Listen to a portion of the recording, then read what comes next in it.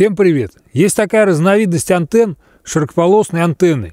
Я не имею в виду сейчас, конечно же, приемные антенны активные типа мини-VIP, и не имею в виду антенны типа длинный луч, настроенные тюнером на любую частоту, а имею в виду именно широкополосные антенны, которые работают сразу одновременно в широкой полосе частот и при этом могут работать и на прием, и на передачу.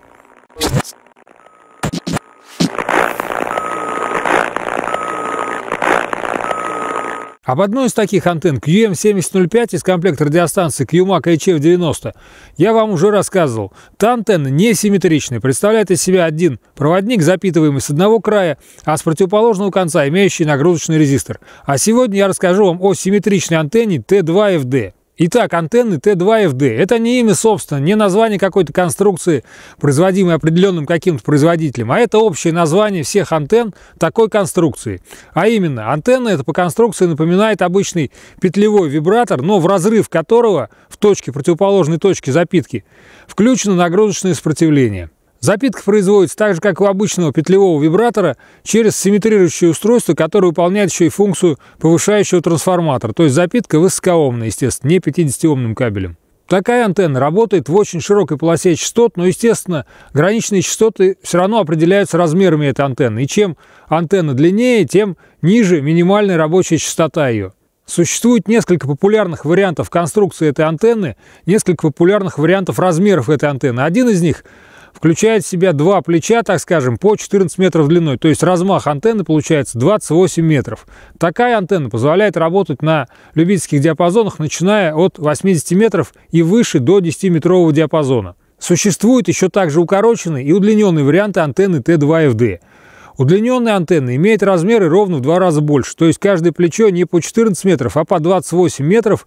Естественно, общая длина, размах будет 56 метров примерно. Такая антенна позволяет работать, начиная аж со 160-метрового диапазона. Сегодня в этом видео я покажу вам такую антенну производства фирмы Radial. Она так и называется T2FD-100, то есть это антенна маломощная, рассчитанная на работу 100-ваттным передатчиком. Также есть абсолютно такие же конструкции антенн у фирмы Radial, но рассчитанные на 500 и на 1000 ватт. Но я вам буду показывать именно маломощную 100-ваттную. Она имеет маленький вот такой вот баллон и небольшой нагрузочный резистор. Более мощная антенна имеет более крупный баллон, соответственно, и более крупный резистор нагрузочный. Для чего нужны такие антенны? Конечно же, они нужны при работе в широкой полосе частот, когда неизвестны заранее нам частоты, которые выдадут, то есть в профессиональной связи. Но и радиолюбители тоже используют такие антенны, как широкополосные антенны для работы одновременно в разных любительских диапазонах. Сейчас у меня здесь развернута удлиненная версия этой антенны от фирмы Radial, то есть антенна длиной 56 метров. Пока я ее не поднял на максимальную высоту, а центральная точка находится вот так вот низко, я сейчас к ней подключал кабель, и после этого сейчас буду поднимать ее наверх, туда на дерево, как обычно, на ветку на высоте метров 8 у меня закинута веревочка. Здесь будет закреплена центральная часть антенны. Края будут немного пониже закреплены, на высоте вытянутых рук, то есть около 2 метров. Антенна будет расположена как Inverted V.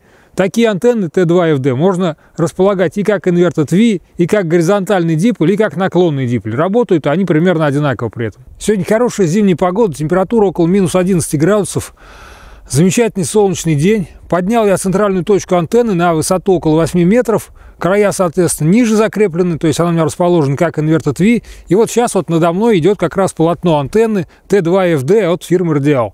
Все-таки зимой в лесу с костром как-то уютнее, даже днем. А уж вечером тем более будет хорошо. Сегодня к антенне буду подключать не только трансивер, как обычно, но и вот такой вот антенный анализатор Rig Expert A35 Zoom. Он работает во всем диапазоне частот коротковолновом, даже шире, от 60 кГц до 35 МГц. Самый интересный график, который мы можем посмотреть здесь на индикаторе этого прибора, это, конечно же, график зависимости КСВ от частоты. А сейчас во всем диапазоне частот этот прибор показывает этот график, и мы видим, что во всех любительских диапазонах, они здесь выделены на индикаторе этого прибора вертикальными синими полосками, что во всех любительских диапазонах КСВ этот не выше, чем 1,5. Ну и вообще во всем коротковолновом диапазоне он не выше, чем 1,5. Только в нижней части, ниже КВ, вообще там в средних волнах, КСВ явно какой-то высокий, но это, естественно, антенна там уже не работает на сотнях килогерц. В описании к антенне на сайте сказано, что рабочий диапазон частот у нее от 2 до 30 МГц. И во всем этом диапазоне частот КСВ обещают не хуже, чем 2,5. А мы здесь наблюдаем, что он даже не хуже, чем 1,5. Вот при таком подвесе невысоком, какой я здесь в лесу сегодня обеспечил. То есть если ее поднять повыше, то, наверное, еще будет лучше она работать, я думаю. Но пока я этого не проверял, точно не знаю. Но вот сейчас даже при таком низком подвесе, края вообще 2 метра, может быть даже меньше, мы получаем, что у нас нигде нет, во всем КВ-диапазоне нигде нет КСВ хуже, чем 1,5. Это отличный совершенно КСВ для коротких волн. 1,5 это рабочий КСВ. До 2 можно считать, что это норма, что можно работать в эфире. Тем более, если тюнер есть встроенный в трансивер или, например, он внешний, то он позволит даже такой КСВ, как 2, естественно, вогнать в единицу и прекрасно работать. Удобно с помощью такого прибора посмотреть КСВ сразу во всем диапазоне частот. Но давайте посмотрим, сколько будет КСВ именно в любительском диапазоне. Поэтому я сейчас введу параметры: центральную частоту 7 МГц ровно и полосу обзора плюс-минус 5 МГц. Посмотрим, сколько будет на 7, на 3,5, а не во всем диапазоне. То есть изменим масштаб, но не методом просто регулировать масштаб больше-меньше, а именно вводом центральной частоты и полосы обзора. Получается, видим мы одновременно здесь 3 любительских диапазона. Как я говорил, уже любительские диапазоны обозначаются вертикальными синими полосами на этом приборе, на индикаторе. И мы видим по центру диапазон 7 МГц, 40 метров. И видим еще 3,5 МГц диапазон слева от этого. И справа видим узенький телеграфный 10 МГц диапазон. Во всех этих диапазонах мы видим, что КСВ не более 1,5, а КСВ в 40-метровом диапазоне вообще даже, наверное, не более 1,3. И еще измерю КСВ непосредственно на самой часто мной используемой частоте 7175. Для этого включу прибор в режим просто КСВ-метра. Он будет рисовать вот такую вот виртуальную стрелку КСВ-метра на своем дисплее. И введу частоту рабочую 7175.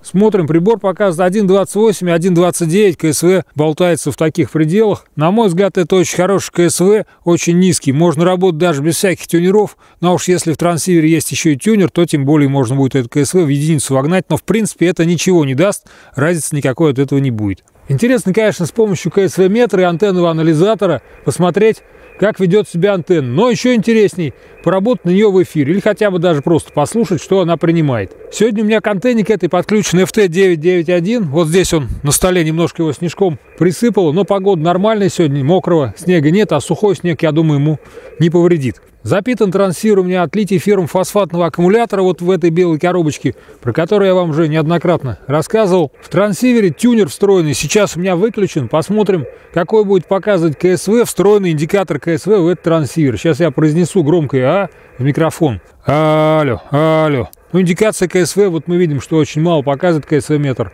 Не намного больше единицы. Как и показывал нам антенный анализатор 1,28, 1,29. Здесь такую точность, конечно, нельзя увидеть, 1,28 тут, или 29, или 1,2, или 1,3, но видно, что мало, меньше, чем 1,5. Приглашает радио 3 киловатт, прием. Радио Анна 3, Тамара, Леонид, Борис, прием. Радио 3, Тамара, Леонид, Борис, добрый вечер, добрый день, вернее, Рапорт 5.9, Геннадий, Лиски, прием. Да, Геннадий, принято, спасибо. Тоже 5.9 вас принимаю. Алексей, около Нижнего Новгорода, в полевых условиях, батарейное питание, мощность 50 Вт, прием. Да, Леш, ну, отлично слышу, на 50 Вт, 9 баллов, без проблем, безо всяких там колебаний, Леш. Все отлично, прием. Посмотрим, как антенна работает на 80-метровом диапазоне.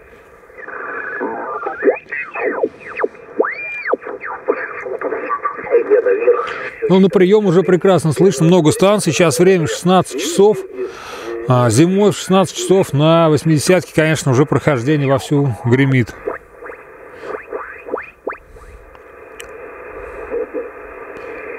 Выберем какую-нибудь частоту, более-менее свободную, вроде здесь никого не слышно, также мощность 50 Вт, тюнер выключен, посмотрим здесь, какой будет КСВ. Алло, алло. Ну, тоже индикация между единицей и 1,5 где-то по встроенному КСВ-метру. Это очень неплохо, можно работать. А если еще и тюнером до единицы достроить, то совсем хорошо будет. Федор, на 80. Роман, Женя, 9, центральный, Сергей, Федор, коллектив, прием. Радио Анна 3, Тамара, Леонид, Борис, дробь Павел. Дробь Павел, Тамара. Радио Анна Анна-3, Тамара, так, Галина, что-то не записал, не громко, дроп Павел. Если можно, еще раз позывной прием. Радио Анна-3, Ра-3, Тамара, Леонид, Борис, Таня, Люба, Боря, дробь Павел, прием. Радио Анна-3, Тамара, Люба, Павел, я так приехал, дроп Павел. Так, мы с ней неправильно, если вы меня поправите. Добрый вечер, с праздником вас, добрый день. Пятерка-семерка принимаю, 7 баллов, Кераим еще на частоте. А Сергей Серой на Северном Урале, на приеме.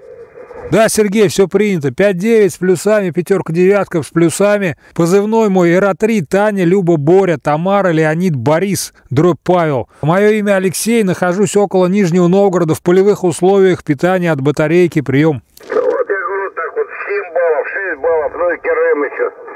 Выше сигнал не поднимается. Позывной длинный такой, я и не запомнил. Давай, послушай, летел, 2 станции будут, Юра. Да-да, Алексей, поприветствую.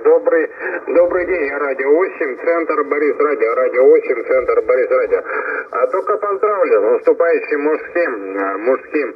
И дальше по группе, у меня 9 баллов шум, я только присутствие принимаю. Пожалуйста, Александр. Принято, Юра, спасибо. Радио Анна-3, Тамара, Леонид, Борис, друг Павел. Радио Центр 9, Центр. РЦ9. Алексей, добрый день. На окрестности Нижнего Новгорода в поле. Работаете от батарейки. Подскажите, сколько мощность? 5-6, слышу. 5-6. Александр, город Полевской. Ра-3, ТЛП, дробь П, РЦ9, прием. Да, Александр, принято. 5-9 с плюсами вас принимаю. Мощность 60 ватт сейчас. 6-0. 60 ватт. Питание от батарейки. 60 ватт. Прием. Да, прекрасно слышно. 6 баллов. Прием почти без напряжения. Такое дело. А вот передо мной оператор включался. Р8 ЦБР. Его, Алексей, как слышали. И антенна какая, подскажите, прием. Перед вами включался Р8 ЦБР. Его принимал на 9 с плюсами. Погромче немножко, чем вас. Погромче его принимал. Антенна сейчас используется не резонансные широкополосные антенны Т2ФД, Т2ФД. Производство фирмы Радиал. Причем удлиненный вариант, который 50 с лишним метров длиной. Прием. Довольно эффективно. Когда никто не мешает, можно вполне общаться. Спасибо, что позвали, Алексей. Юру погромче, чем меня, все замечательно. На 80-метровом диапазоне много-много станций, весь диапазон практически забит, но в основном все о чем-то своем разговаривают. С трудом нашел одну частоту, где кто-то работает на общий вызов. С ними связи провел, в общем-то там 8-9 районы, все далеко достаточно, но ничего, меня услышали даже вот с 60 ватт и с этой самой нерезонансной антенны. Давайте посмотрим, как она работает на 160 метров. Я предполагаю, что, наверное, еще диапазон там не открылся, еще вечернего прохождения нет, но мы посмотрим хотя бы, какой там будет КСВ на трансивере. Ну вот, действительно, никого нет, диапазон пустой, еще ничего не слышно, прохождение отсутствует. Время 16:21, рановато еще. Ну, по крайней мере, посмотрим, давайте, какой КСВ без тюнера. Сейчас опять произношу громкое «а» в микрофон. Алло, алло. Что-то КСВ-метр вообще единицу практически показывает. КСВ очень небольшой. Давайте в другой части диапазона. Повыше я настроюсь, килогерц на 100. Верхний край диапазона 160-метрового. Алло, алло. Очень хороший КСВ. Недалеко от единицы, так сказать, показометр в трансивер встроенный показывает. То есть меньше 1,5. Можно работать даже без тюнера. Ну, давайте посмотрим выше по частоте, выше по диапазону, какой будет КСВ на этом трансивере, тоже видно. Понятно, что все уже по анализатору, по антеннам было видно сразу, что нигде КСВ нет больше, чем 1,5. Но интересно на трансивере посмотреть, заодно послушаем что-нибудь. Значит, 20-метровый диапазон включаем, 14 МГц.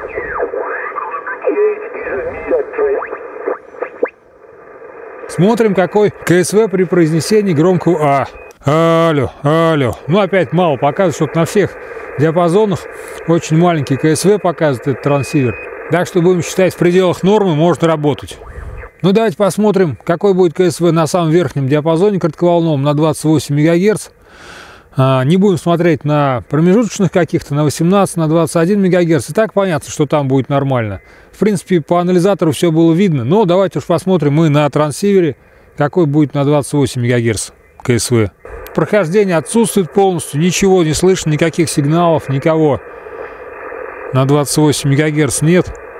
Вот где-нибудь в районе 28-500 тоже по Алеку. Я сейчас посмотрим, какой будет КСВ. Алло, алло. Ну, опять очень маленький. В общем-то, видимо, все, что тут КСВ 1.2 и 1.3 на этом индикаторе на встроенном, уже не отличить. Давайте еще послушаем на эту антенну какие-нибудь сигнальчики в районе 4-5 МГц, постоянно действующие маячки, жужжалки, а потом средние волны. И, может быть, 1,7 МГц хулиганский диапазон.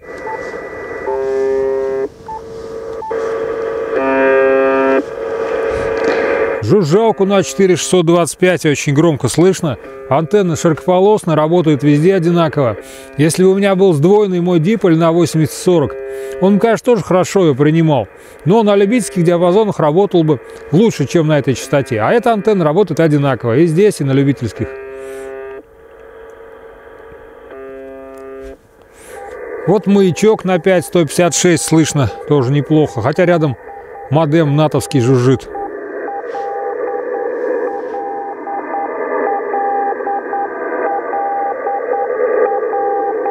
На 5153 один маяк телеграфный пока только слышно.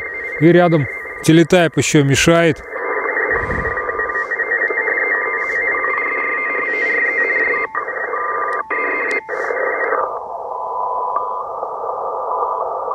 Я включил полосу поуже. И, соответственно, телетайп стал уже не слышно совсем. Остался только один маяк на 5153.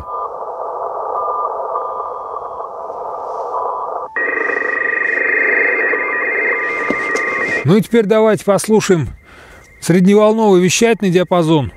Вернее, начнем сначала с радиохулиганского участка пионерского 1,7 МГц.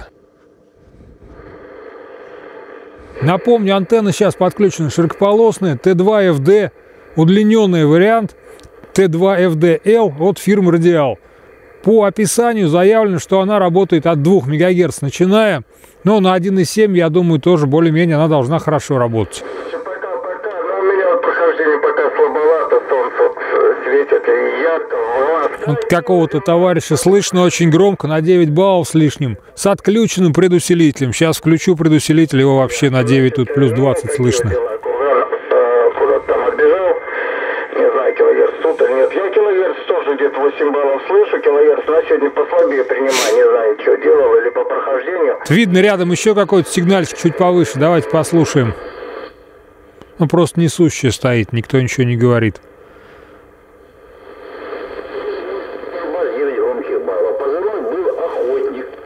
Вот даже уже, можно сказать, 160-метровый любительский диапазон.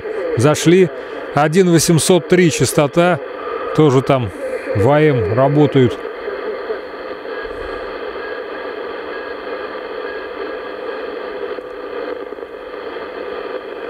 Вот на 160 метров нет еще сигналов любительских станций, не слышно ни в телеграфном, ни в ССБшном участках никого.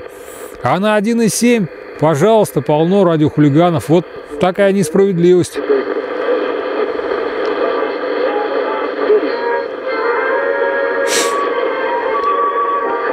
Музыку кто-то гоняет. Я бы с удовольствием сейчас на 160-метровом диапазоне провел какие-нибудь радиосвязи с радиолюбителями, но нет никого. Вот только радиохулиган на 1,7. Я там на передачу не работаю, хотя бы послушаю их.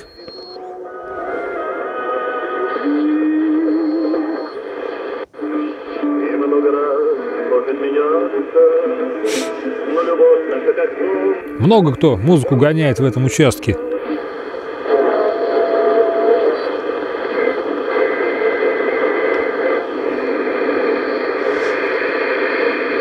Ну и вот с 1600 и ниже начинается уже вещательный диапазон, где станции вещательные в амплитудной модуляции с шагом 9 кГц работают. Вот видно их уже полосочки вертикальные здесь на водопаде. Уже много слышно вещалок. Время 16:42. Открывается уже прохождение и там, внизу на средневолновом диапазоне. Пути, который выбрал для себя Китай, сказал он. Китайское радио на русском языке. Одной из тем наиболее часто встречающихся в представленных на форуме научных статьях. Значительное развитие инфраструктуры Китая и финансирование.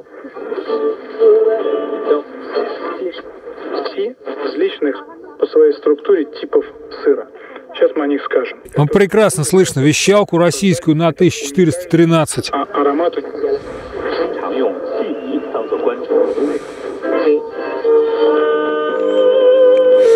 Нормально, хорошо работает антенна эта. Ниже своего рабочего диапазона. Как я уже сказал, в описании к антенне заявлено, что она от 2 МГц начиная работает. Но вот в средневолновом вещательном диапазоне на 1 МГц нормально все слышно.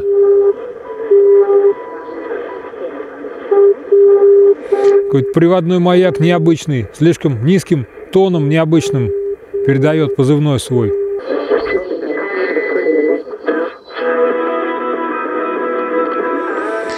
Очень хорошо принимает. Обычно на таких низких частотах, на антенны, которые предназначены для любительских диапазонов, уже слышно хуже. На 40-ку, на диполь для 40-ки вообще слабо.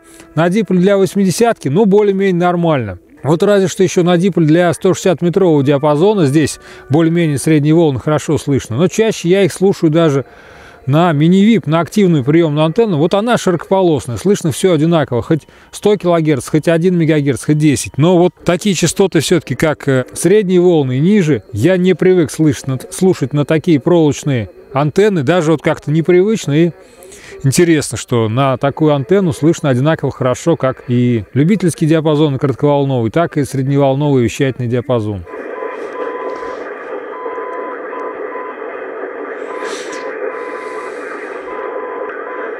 Вот частота 905 кГц, слышно приводной маяк. Наш местный из Нижегородской области, точно не помню до него удаления. Буковки позывного у него Uniform Delta UD. Километров 100, наверное, отсюда до него. Ну так вот, слышно не очень громко, потому что вещалки еще по краям помеху создают.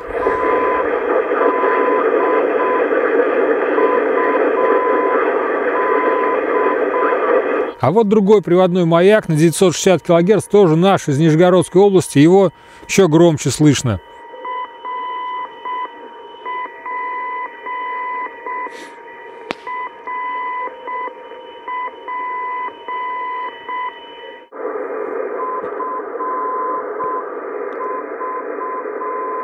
Вот даже на частоте 335 кГц, на такой низкой частоте, слышно приводной маяк на эту антенну. Это уже не наш, не местный, не из Нижегородской области маяк, откуда-то подальше. И прекрасно его все равно слышно. Не могу сказать, что громко, но и частота как бы очень низкая. Радио Анна-3, Тамара, Леонид, Борис. Ра-3, Таня, Люба, Боря, дробь Павел, прием. Роман Антон 3, Тамара, Люба, Борис, дробь Павел. Здесь УБ-3, Роман Антон Николай. Добрый вечер. Вам рапорт 5.9. Громко, четкий информативный сигнал. Меня зовут Игорь. Село Осина-Гай. Осина-Гай, Тамбов. Прием. Да, Игорь, принято. Отлично принимаю вас. 5, 9, 5, 9. Мое имя Алексей. Нахожусь около Нижнего Новгорода, в лесу, в полевых условиях, питание от батарейки, мощность 60 Вт. Уровень помех 0, вы проходите на 9, очень громко, прием. Да, Алексей, принято. По-моему, смотрел я ваши репортажи, просматривал в Ютубе. Кажется, это были вы, если я не ошибаюсь, Алексей. Ну что, немножко просел сигнал сейчас до 7 баллов, а так хороший сигнал, все четко, здорово. Роман Анна-3, Тамара, Леонид, Борис, Алексей, Новгород, 60 Вт, 5-9, 5-8, 5-7, ну считаю хорошо. Уварова Александр, Уварова, прием. Александр, а позывной какой ваш прием? Ульяна, Борис, 3, Роман, Борис, Зинаида. Радио Анна-3, Тамара, Леонид, Борис. Ульяна, Борис, 3, Роман, Борис, Зинаида. Александр, Уваров, прием. Да, Александр, все принято. Вас гораздо слабее принимаю. 5-5, 5-6, наверное. Но, в принципе, все разборчиво, поскольку шума у меня здесь в лесу очень мало. Все понятно. Ну, спасибо за 5-6, 5-7, 5-8. Пойдет. Плохо работает антенна, может. Ладно.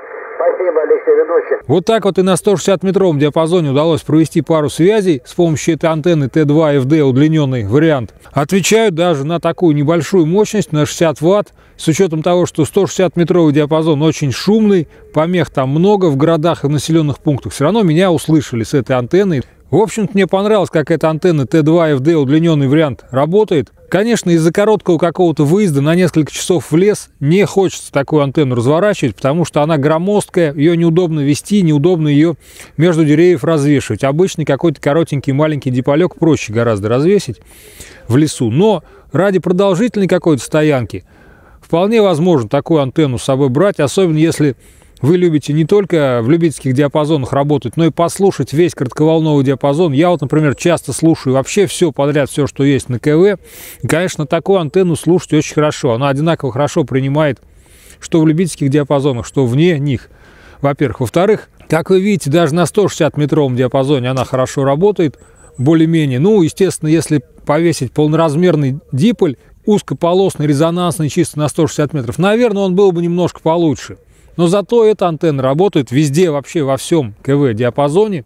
Понятно, что часть мощности, часть энергии тратится в этом нагрузочном резисторе, все понятно. Но зато антенна широкополосная полностью, то есть широкополосная не там от скольки до скольки, а весь КВ-диапазон она перекрывает. Как заявлено производителем от 2 до 30. Но реально, вы видите, она ниже 2, тоже более-менее нормально работает. На 1,8 меня слышат. И на средних волнах я много тоже чего принимал. Вот такая вот широкополосная антенна T2FD, удлиненный вариант от фирмы Radial. Этот вариант конкретно изготовлен фирмой Radial. Ссылочка на страницу об этой антенне на сайте фирмы Radial в описании к видео есть. Также там ссылка просто на сайт компании Radial. Антенна эта была подвешена у меня сегодня, как вы видели, очень-очень низко. Естественно, для 160-метрового, для 80-метровых диапазонов желательно ее поднять еще выше. Но даже при таком низком подвесе она работает более-менее нормально.